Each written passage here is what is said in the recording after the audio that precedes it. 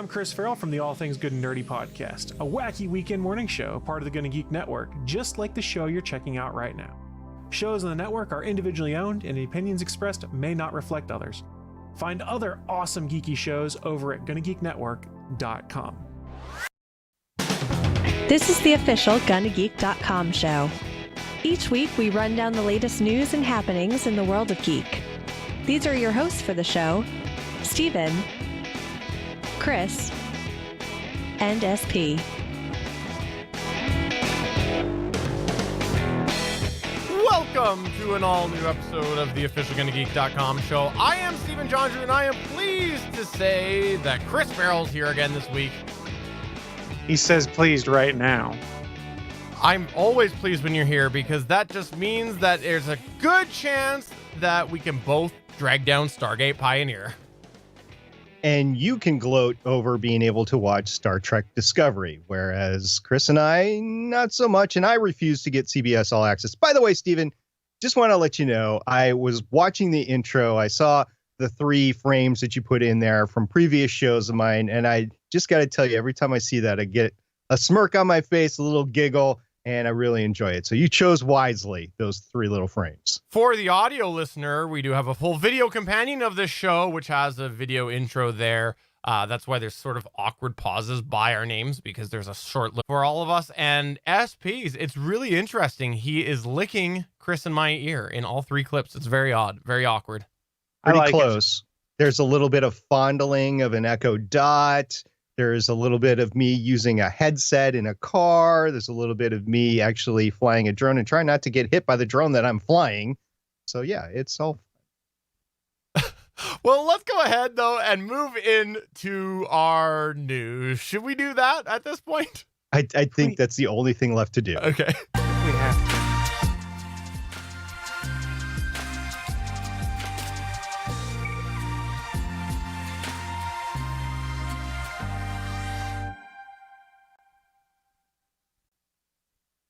Let's kick it all off with a piece of news that I know is a personal thing to do with Chris Farrell. This is something that he has actually put his pre-order in. If you didn't hear that a little while ago, SP put a pre-order in for a Cybertruck. And Wait, did SP put his pre-order in yet? Last we'd heard he hadn't decided.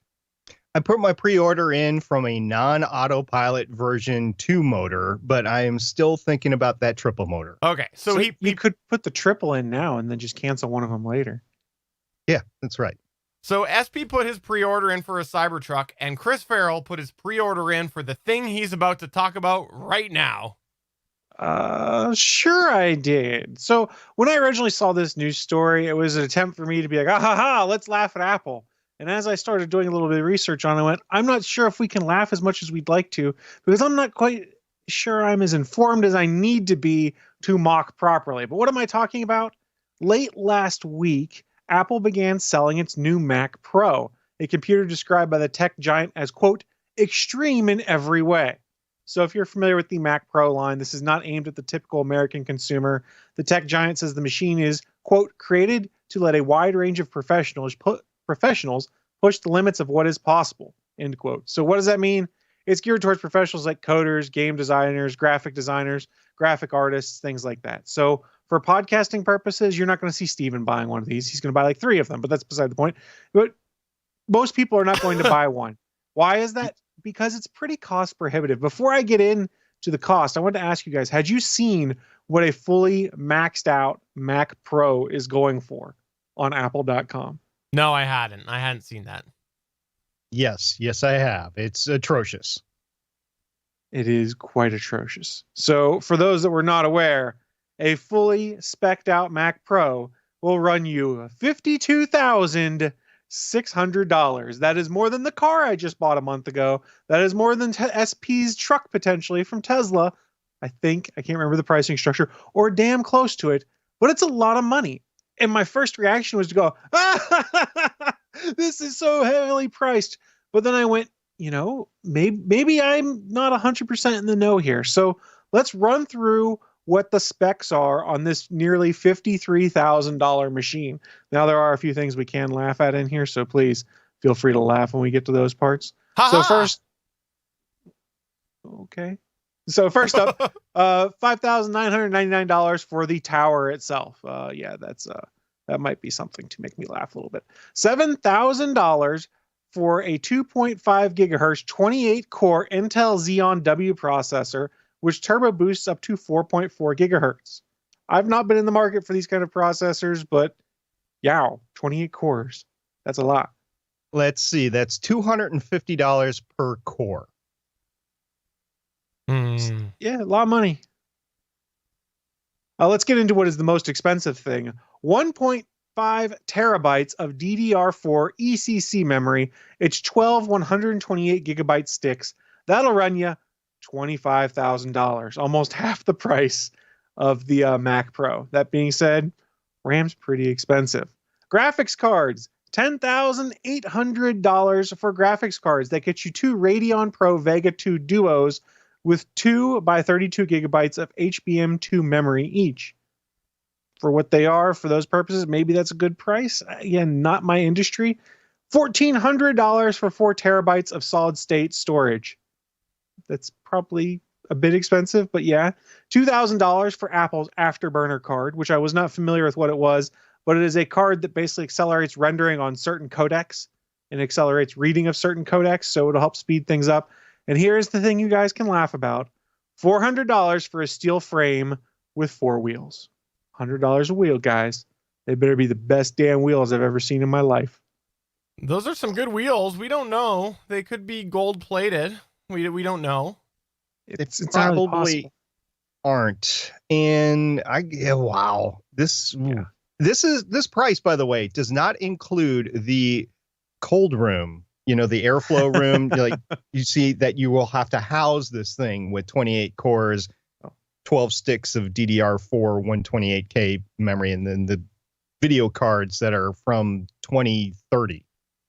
Well, you guys do know the one thing I didn't mention with this computer at all is, displays. This doesn't include a display either. No. If you want to get a monitor, you can buy Apple's new Pro Display XDR monitor with standard glass for $5,000, or you can get the fancier display with what they're calling nano texture glass for $6,000. I have no idea what nano texture glass is. At this point, I was laughing a lot, so I decided not to research more. Now, that being said, these displays, I believe, are either 6 or 8K displays, so they're pretty powerful displays. But $6,000 for a display on top of the $53,000 you're spending on the Mac Pro plus tax, you're talking over $60,000. I know from my perspective, and probably from everyone else on this panel's perspective, that's a lot of money, and I'm not going to get nearly much use out of that computer to make up for that. The question I would have, and I don't have the answer for this, is if you talk to some of these folks who are like in graphic design, or they are in 3D effects or heavy programming and things like that, is this actually a good price for a rig of that type? My assumption is probably a bit high because of the Apple tax, but maybe it's not as ridiculous as it sounds. Maybe people are already building incredibly expensive rigs and we just haven't realized it because that's not the world we live in. But I do know from a regular consumer standpoint, I see a sticker price of $53,000 for the max specs of something and go, oh, holy crap. Let me give you a little Apple history lesson, guys. Please do. Right, Please. Let's sit around, SP. We're going to sit on the floor. Story time with Stargate Pioneer as he gets his book out. Yeah, you got to sit on the floor, and I get the fireplace behind me, and we're just going to have a fireside chat with Uncle SP. In 1983, January 1983, yeah, Apple released this little thing called the Lisa. It was a desktop computer. It had Lisa? No, Mona just Lisa the Lisa. Smile. Yeah, it had 2 5.25-inch floppy dual decks. Basically, it had a little, 5-inch CRT or something like that. I don't know how big it was. The green and black sort of just standard monitor, and it had a keyboard that flipped up into it, and a separate printer that you would have separately, of course, to it. That retailed for $9,995. which is equivalent, according to Wikipedia, because that's where I went to see this information. I actually used a Lisa computer back then, by the way. We'll get into that story later. It's equivalent in September 2019 to $26,240. That was That's expensive. the Lisa computer. Now, wait, there's more. Wait, just hold on a second. You just Steve Jobs me. I like it. About 18 months later, in September of 1984, they released the Fat Mac. The Macintosh 512K was nicknamed the Fat Mac. Had the little 3.5-inch disc. It had the same kind of CRT monitor, except for it was better. And that retailed for $2,795, which was equivalent to $6,740. So if you waited 18 months in 1983 to 1984, you'd have saved $20,000. So you're looking at this Mac Pro going for $52,000, which is $2,600 more than my Cybertruck will be, not including tax on either. You could say, if you just wait 18 months, you're going to save roughly, we'll just say $40,000. How many GMC Sierra 4x4s is that? One. It's a Cybertruck, man. It's a Cybertruck. All right. So there is you story go. time over? Can we get? Yeah, can we story get time. up? Okay. Cool. Story time is over. You can get up. It would be ridiculous for you, even if you were a company, to buy this today. Wait 18 months and you will save your wallet. But it's actually not as ridiculous, and I know I'm the Mac hater, because that could be a couple of high-paying jobs depending on the industry. That might be, if you're needing to replace gear now, then who cares about that savings that much if it means that your staff is more efficient right now? And so you don't get a Mac Pro, you get something else that's equivalent that doesn't have the stupid Apple tax on it. But it all comes down to what the industry standard is for whatever industry is buying this. I agree. I think it's overpriced to a degree, but I also think that there is an actual practical use case for this, especially when, am I crackling there? Hold on. Am I? You weren't on my end. You weren't on my end. Check. Maybe 1 you screwed 2 up your test. headphones. 1 2 loud. No, I'm not. Okay. All right. Especially when there are industries that largely rely on Mac for what they do. And if you're exchanging files with other people and other companies and things, you might have to have that format. So I think there's definitely a reason for this. That would be a stupid industry to be in, and you could save yourself a lot of money by getting into an equivalent industry that didn't rely on this Apple architecture, which is going to cost you so much money. I think you just insulted the entire entertainment industry.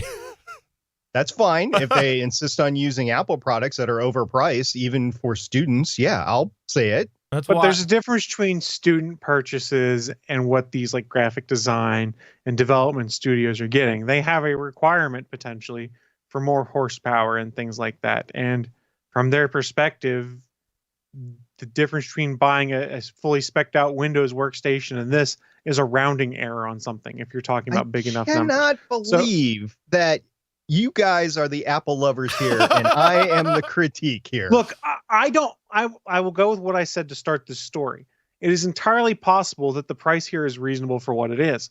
I suspect that it isn't, but I'm not properly educated enough in how these would be used by graphic designers, programmers, things like that, to know if this is a good or a bad deal. I do know a lot of folks in those industries love and swear by their old Mac Pros that they've used for many years, including the tube-looking one that had all sorts of stuff that hung off of it.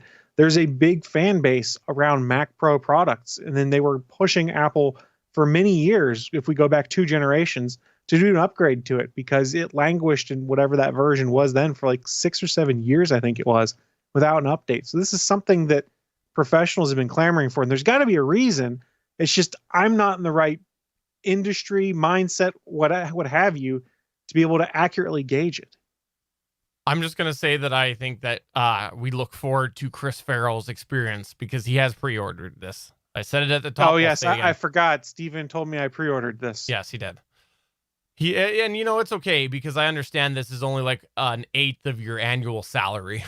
Well, the joke's on you because I'm expensing it to Gonna Geek. I think he needs it to do a 3D render of a Cybertruck with side mirrors on it. I think that's why he needs this. Look, all I need is Photoshop and Twitter.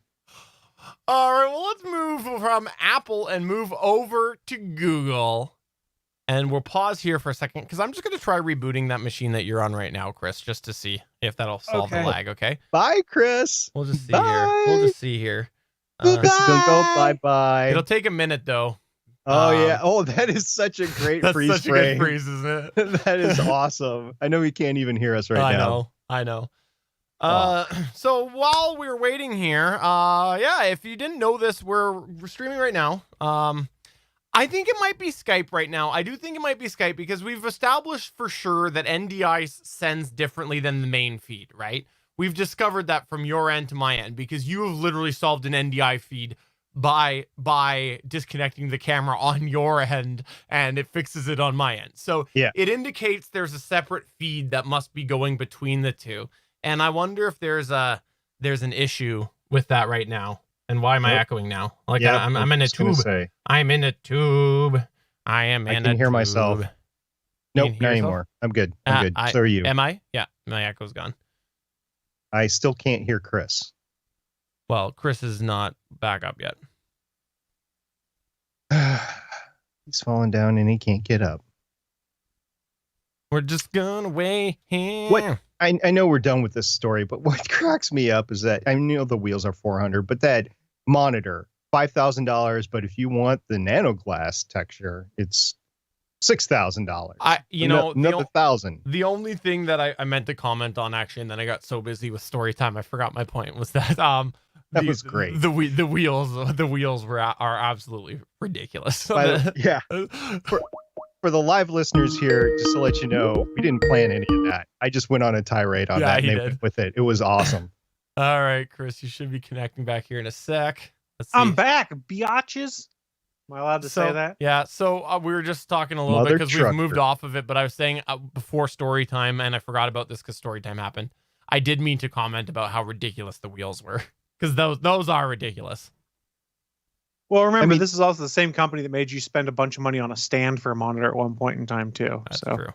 Now, if the wheels had shocks on them, because this is a high value machine, right? If it had some sort of shock protection or easy glide or, well, then it's just freaking Apple time. Oh, I don't know where I went. Hold on. Are we all good? You need a Stream Deck. All right, let's go. I can't see. You can't see? Oh, can't see. Hold on. Yes. That's awesome. Let's do the podcast where you can't see. So evidently the Apple Pro display, 6K display with nano texture finish, you have to use only Apple's specified cleaning cloth to clean it. Don't use water, other liquids. Never use any other cloths to clean the nano texture glass aside from Apple's, it says on their support document. You'll need to order a replacement one if you lose it, and Apple hasn't said how much they cost. Oh, Apple. That's where they're going to get you. Enjoy your $50 cleaning cloth. That you have to buy a new one every 3 days. Otherwise, the warranty is void. It's like the ink with printers. Yeah, we'll give you this printer for free. By the way, the ink cartridges are $250 a piece, and they last 1 week. So we're not back in the actual show yet, so I can say I retract my trying to be positive on it. The blatant cash grab. But only use our cleaning rag. That's bullcrap. Can you see now, Chris? Yes, I can see. Can you see the right screen?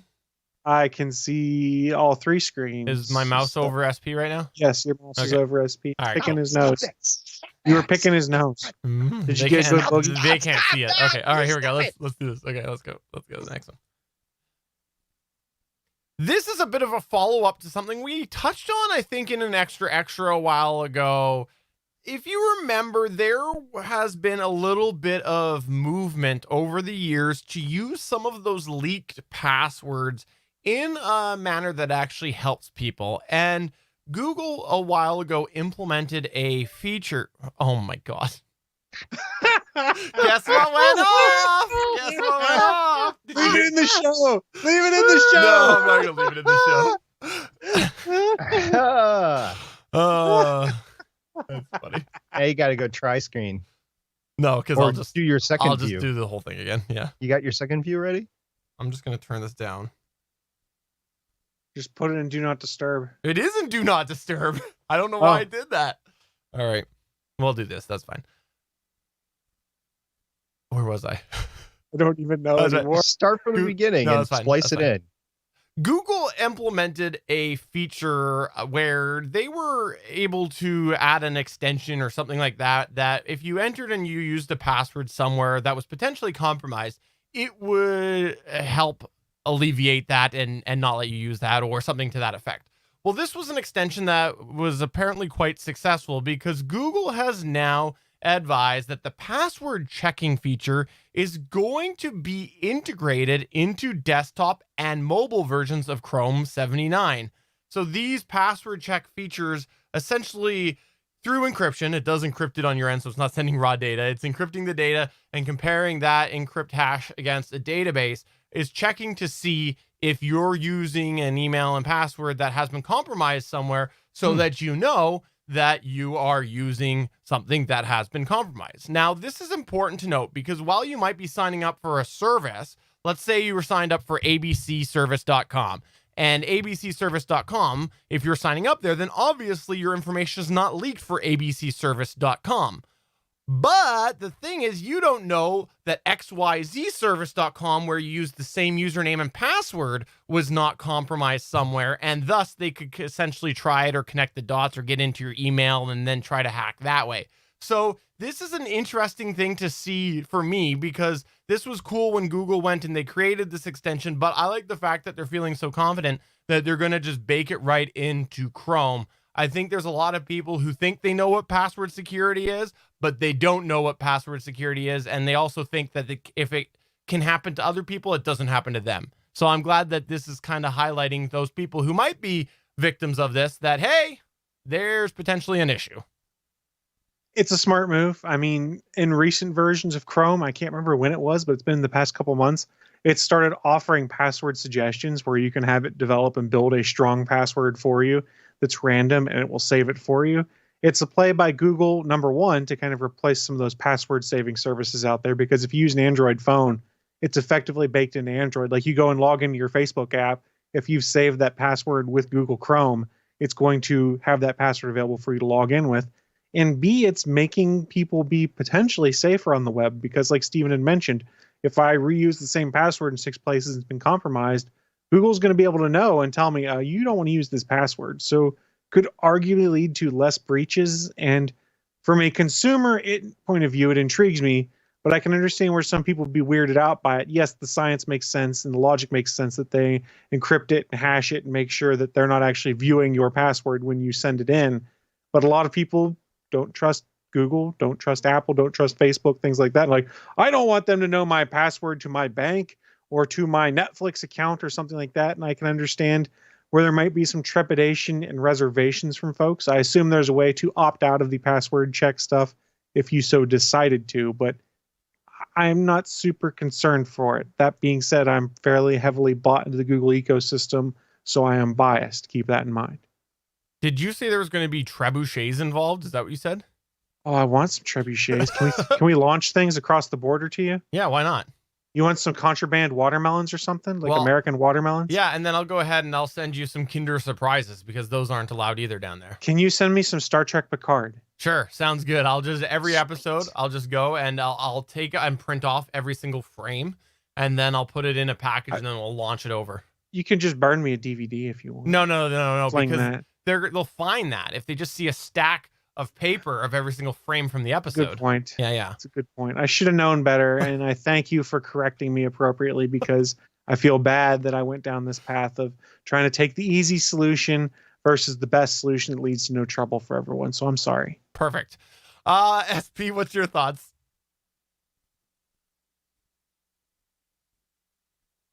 The other day, and there's going to be an evolution in passwords. Passwords aren't going to be around forever. Yes, they're standard and they've been around since computers have come out. We were joking before about the Lisa, but basically passwords have been around since then in the 80s and actually the 70s. But I think that we're going to evolve past it. I think it's going to be some sort of two-factor that doesn't involve a password. I think it's going to be bio part of it. And I think another part is going to be, I don't know if it's machine-based or what, but I think we're going to get beyond passwords really quick, because passwords will be viable for another, 5 years or so. But as we were saying in the previous news segment, with computers getting faster, cheaper, everything, it's going to be able to break encryption eventually on most standard passwords. And it's just going to get to a point where passwords are not going to be viable anymore. So whatever they could do to make them more secure in the meantime, and I don't care what platform it is, Google, iOS, or Windows, it's going to be for the betterment of everybody, because so many data breaches have made so many email accounts, social security numbers, and passwords just vulnerable. You can't use the same password that you used to use even 2 years ago. Well, and you mentioned two-factor authentication. We need to move away from SMS two-factor authentication as soon as possible. Yes, it sounds good on paper, but it's arguably one of the weakest ways to two-factor authenticate. One of the interesting ways you're seeing now is, instead of, like, when I log into my Gmail account, it doesn't send me a text message unless I tell it to. It pops up a notification on my Android phone that says, "Did you log in from here?" Gives me the IP address and general location, and I say yes or no. And that's my second factor of authentication, is going to a trusted source, which is my phone in this case, that I have unlocked to view the content of, and saying it's me, versus sending an SMS message that could be intercepted or read in flight, things like that. There are going to be better methods. And Google has also started putting things out with, they basically have a USB key that you plug into your computer, and that's your two-factor authentication that's got encrypted credentials and things like that on it. We are evolving towards new stuff, but I don't think we're going to get away from the password as soon as you're saying, just because it's the first line of defense that a lot of people are comfortable with. But I think we will strengthen that with other forms of two-factor authentication.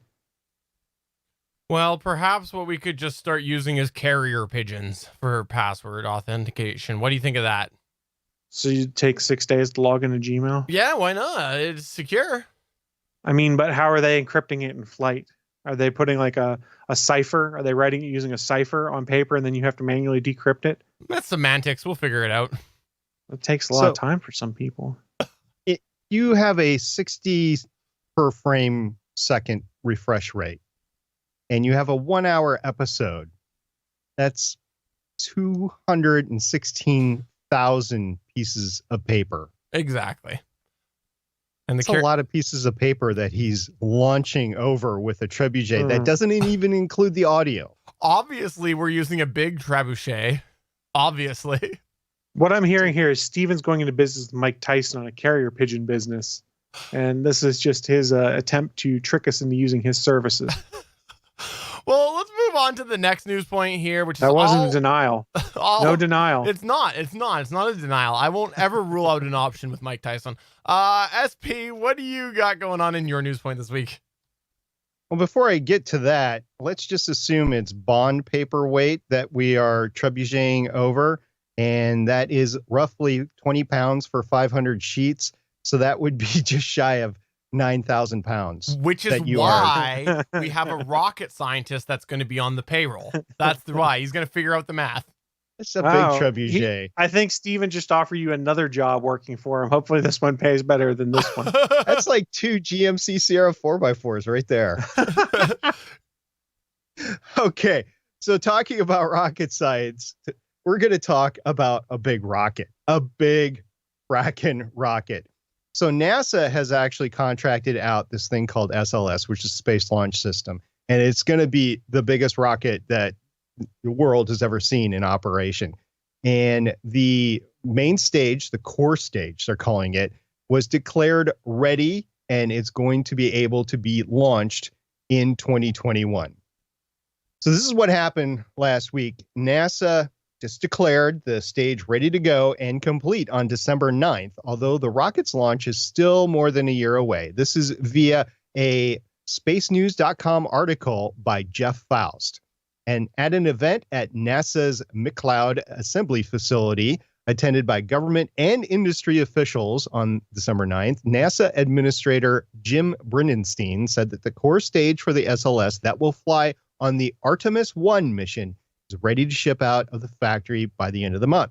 The agency also has yet to announce a new target date for the Artemis 1 mission, which is an uncrewed, and we talked about crewed versus uncrewed last time, an uncrewed test flight of the SLS and the NASA-based Orion spacecraft, which that's their Apollo next generation capsule that they have been developing. Remember, we've been talking about Starliner, we've been talking about the spaceship, we've been talking about Dragon over on SpaceX. Well, Orion is also in development. So Bridenstine said at the event that setting a new date for the mission will be a priority for Doug Lovro, who is the new NASA Associate Administrator for Human Exploration and Operations. However, Bridenstine made it clear he expected the Artemis 1 launch date to take place in 2021 rather than the late 2020 date the agency had previously been targeting. And a small note here, in addition to being the primary launch platform for deep space Orion missions, the SLS is slated to help launch the 5 or 6 components of NASA's new Gateway spaceship in orbit around. You want me to continue? Yeah, Damn it. Go ahead. It looks like Okay. it unfroze. And just a side note from me, in addition to being the primary launch platform for deep space Orion missions, the SLS is slated to help launch the 5 or 6 components of NASA's new Gateway spaceship, which will be in orbit around the moon, and it's currently targeted for completion in the 2026 timeframe. Guys, we haven't spoken a lot about SLS, Orion, or the Gateway.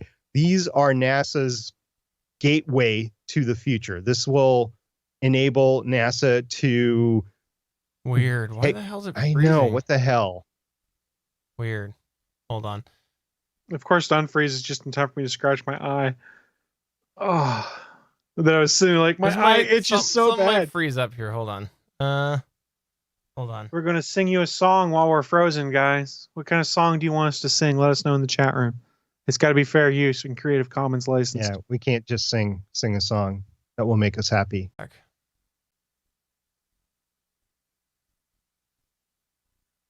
Need restream to get going.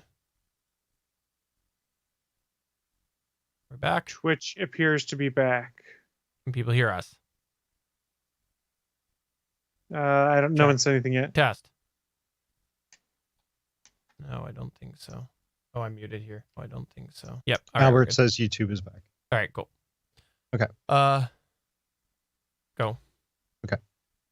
So Sling TV does not have channels like ABC, Big Ten Network, and Fox Sports Central, but it does have BBC America Discovery Channel, the Hallmark channels, and the Game Show Network.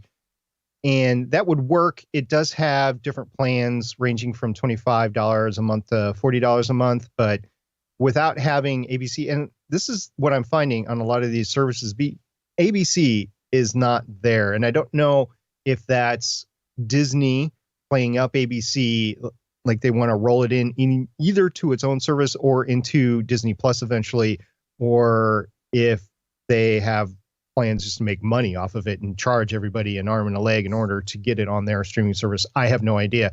Like I said, My understanding on that is it comes down to the local channels they have to make deals with. So, for instance, if you don't have ABC in your area on a certain service, it's because that streaming service has not made a deal with ABC in that area. Hence why, like, I see on your Hulu plus live TV, it says on demand only.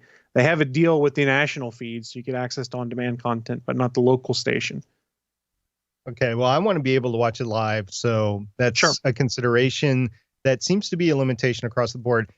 No matter how you splice it together, when you take a look at my requirements, I'm not finding an option that just equals what I'm paying for in cable TV. Now, can I splice some together to pay less than I do in cable? Probably. And I'll be doing some look into that in the future.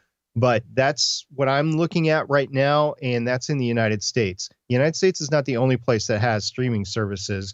Stephen, you have some that are available in Canada, right? Yeah, this is an interesting thing for me to talk about, and I'm just going to make it quick because I know a lot of our listeners are American, but I just wanted to provide a little bit of a status update. I've mentioned it. I'm really jealous of Chris, and I really want to see what's available legally, no gray zone, keep it, all above board.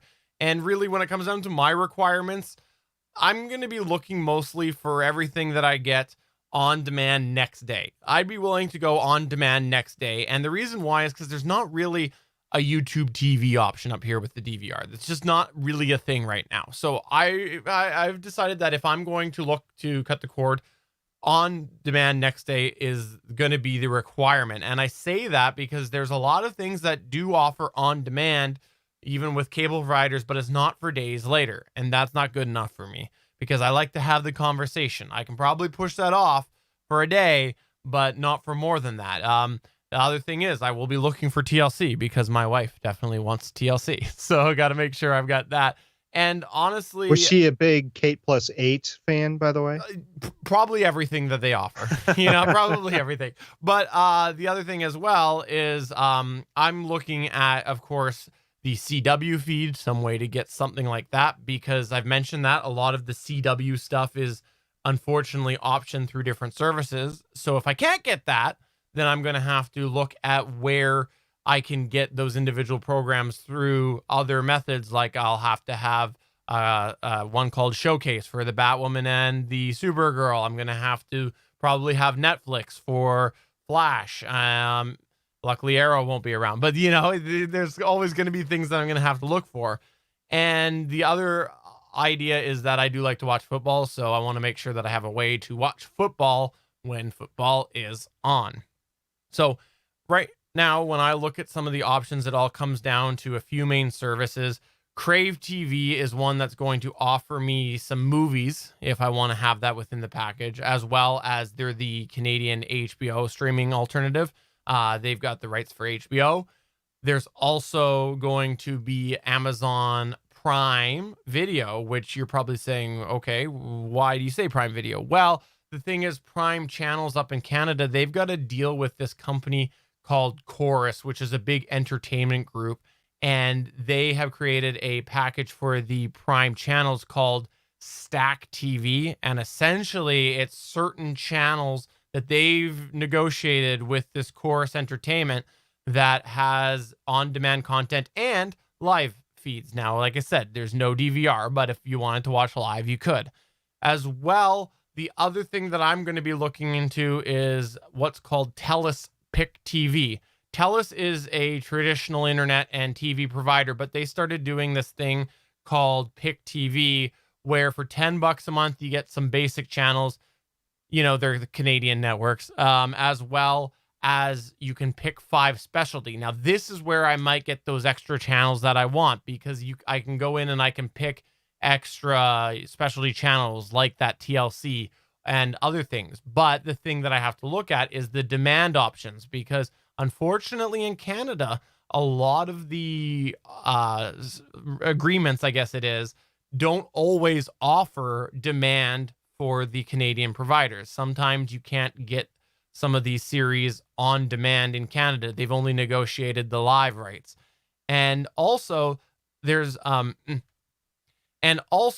for the football, I think the best way that I can do that, unless it changes next year with the agreement, is one that I've actually been using this year, which is called DAZN, DAZN, and that would allow me to watch football. Those are kind of the main services that I'm going to be able to look at next year. There's actually not a ton up here in Canada, but those are ones that I want to explore and take a look into and see how well does that on-demand work? Because that is the big thing for me. That's essentially the equivalent to the PVR. That's going to be my best bet up here. And I get a really good price with my cable provider. So it's going to have to be the right balance of features and price savings for me to even consider this, because, right now my hardware, knock on wood, is good as well. If it goes, there's a lot that is available that I can get that's comparable, that's on the used market. So we'll see if I actually get to cord cutting in 2020, but I want to definitely explore these a little bit and see what I can get in Canada in addition, of course, to what I've got now, which is Netflix, Disney Plus, and just the Amazon Prime basic video, not the additional channels add-on. You brought up a good point at the beginning there when you were talking about the CW shows. I didn't include that in my requirements because we have the CW app here in America, which we get the 5 most recent episodes for free. The only problem is, and this relates to on demand on the cable services as well, if you don't record it on the DVR, you have to watch the commercials and there's no fast forwarding.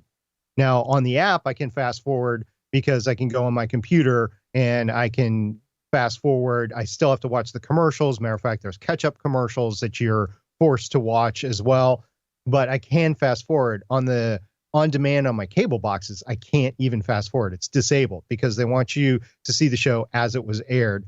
So some limitations, but that is why I didn't include CW. I know that's going to be an issue and a requirement for you. Chris Farrell, I know you've talked about YouTube TV. You did your full review, but I know there's a couple other things that you're thinking of looking at in 2020. What do you got on your plate? Sure. So like I said, YouTube TV continues to be my go-to, and they fixed some of the concerns I had. Predominantly, there was that CBS on demand issue, that there was a rights agreement between CBS and YouTube TV that forced you to watch the on-demand version of a recording for the first 6 weeks. That's gone now, which made me pretty happy. Now, I am dual streaming servicing it right now when it comes to live TV. I think I mentioned it before, but I have Sling TV for probably another 2 weeks right now because I wanted NFL Red Zone. As soon as the regular season of the NFL is over, I'll be shutting that down because I've literally only used that service for NFL Red Zone, which leaves me with my Netflix, Disney Plus, Amazon Prime, and my Vudu/Movies Anywhere for my digital library. Some stuff that I have, but I'm not actually paying for it. Let me explain. Is AT&T owns HBO and a variety of other things. The current cellular plan I'm on, my unlimited plan, I upped my plan for an extra $5 a month to get unlimited plus access to the entertainment. So I have HBO for free as part of my cell phone subscription. I have AT&T's Watch TV service for free as part of my mobile plan. So that gives me a live feed of Comedy Central, which is something I was missing from YouTube TV. And it will also give me HBO Max when that releases, in April or May this upcoming year, because they did say if you have any kind of HBO subscription, you will receive HBO Max. AT&T's Watch TV service, don't pay for it and buy it on your own. It's hot garbage. Gives me like 35 channels with only on demand and no DVR. It's okay, but it's only working on Apple TV and Roku boxes. You can't get on any other devices, which is annoying. And if I'm weak, I might consider CBS All Access when Star Trek Picard comes out, just long enough for the series to run and then cancel my subscription because there's nothing else I really care about on there at that moment. But that's what I've got right now. I'm so glad you mentioned that because when I said Crave TV, the big thing, like I said, for mine is that there is some movies in there, but they also have options, some on-demand rights. And for example, they have the on-demand rights to Picard and for Discovery. So that's one of the reasons why they're on my radar. They have a few TV shows where they have the streaming rights. I think they might even have Arrow streaming rights right now. So if you wanted to watch them on demand next day, I think you have to in Canada, if you're streaming only, I think it's Crave. So that's why they're on my radar. I'm so glad you mentioned that because I forgot to say something about that. Sure. Well, at least you won't have to worry about the Arrow streaming rights in February. So the bottom line from the segment is that Chris Farrell's better than us. He's cut the cord sooner, and it sounds like he's chosen the best option right now. I've chosen the best for me. That's the thing. So honestly, I put a ton of time into researching this when I did it. There's no one fit solution that's going to work for everyone. In some cases, you look at it and go, okay, this is missing 2 channels I want. Can I live with that? If not, is it possible for me to, say, buy a season pass on Amazon Prime or something and just watch those episodes the next day? A lot of people do that. Or you could do what other people did, which is get one bundle for everything and a small addition like Friendly TV or Philo to give you the things that we're missing. You can kind of build your own package, and arguably it will still be cheaper than what you were paying with cable. But if you keep adding too many on, eventually you might as well just stick with cable, is what it comes down to. And I think that's something that we're going to see. We're going to start having more people watching certain things at certain times of the year, because then they can drop You know, we've had Michelle Ely on here several times, and she's talked about that sort of going to be her philosophy is rotating. And I think you're going to have a lot of people doing that. Well, that's the problem. You're just not going to be able to get one continual streaming service package. It's not going to be the cable service that you have for years. You're going to have to be adding and subtracting stuff as you go along. So let me bring something up just as a comparison here. Is I used to watch History Channel when I had Comcast because it was good background filler content. I'd watch dumb stuff like Pawn Stars and American Pickers and stuff like that. I have YouTube TV, which does not have History Channel. I could watch a live feed on other services, but I honestly stopped thinking about it and realized there was stuff I was watching there just because I was watching it, and giving it up was not the end of the world. And if I really wanted to, they do random weird sales in Amazon Prime season passes. I picked up the last 2 seasons of American Pickers for like 99 cents. I still haven't gone back and watched it. So you might also find that some of these things that are a soft requirement or was a nice to have in your current condition with cable, you might realize when you cut the cord, you watching other stuff or there's other things you want to consume instead. It sometimes shakes out that way. And I just say that because I've noticed that with History Channel for me is that I don't really miss it, but every once in a while I'm like, oh, I kind of want to see something and go, well.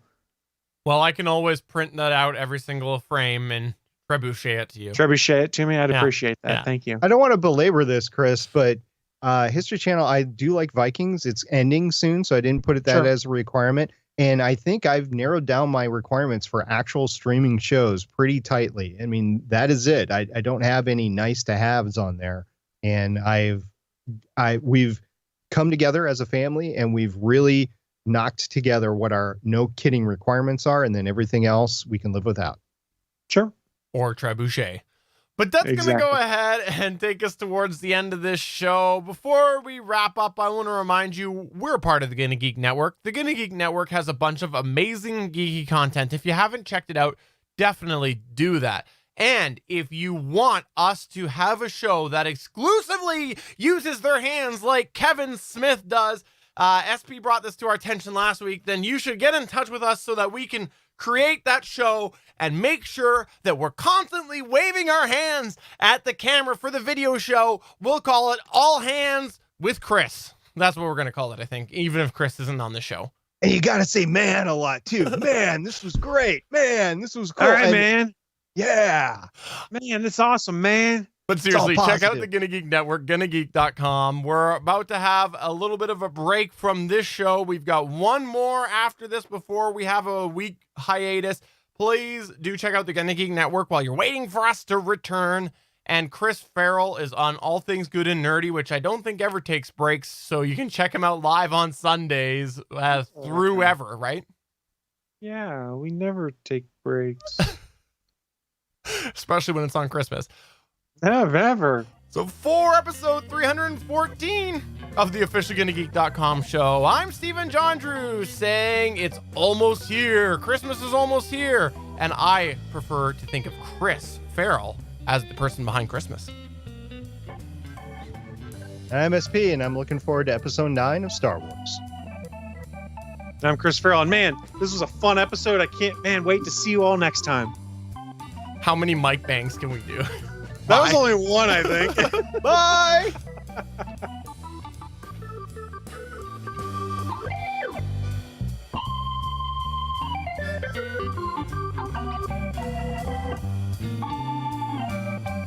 Thanks for checking out another episode of the official GonnaGeek.com show.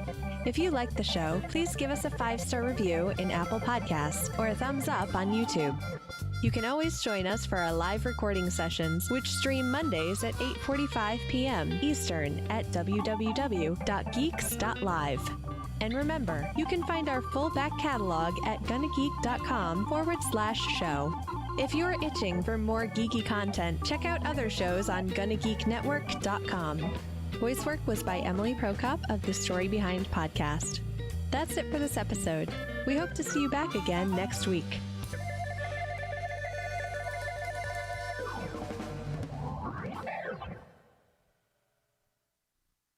Oh, yeah. Did you see it? Did you see it?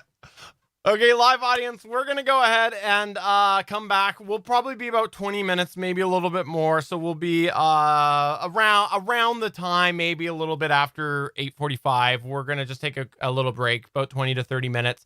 We'll be back in a little bit.